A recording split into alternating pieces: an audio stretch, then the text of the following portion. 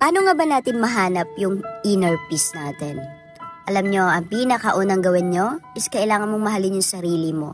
And be grateful kung anong meron ka. Kahit anong opportunity na meron ka, gawin mo. 'Di ba? Huwag mong isipin yung mga sasabihin ng ibang tao na ito hindi mo kaya.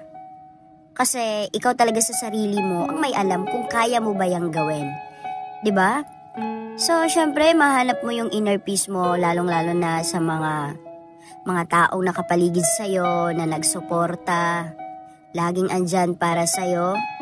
Diba? Kahit yung iba, maririnig mo yung mga negative na sinasabi nila sa'yo, pero mas lamang pa rin yung mga sumusuporta. Yung laging andyan para sa'yo.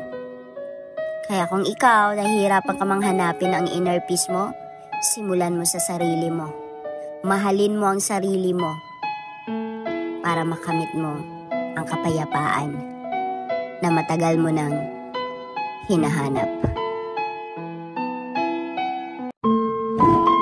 Walang rewind sa totoong buhay. Alam nating lahat yan. Kaya ang gagawin mo, piliin mo maging masaya sa bawat minuto.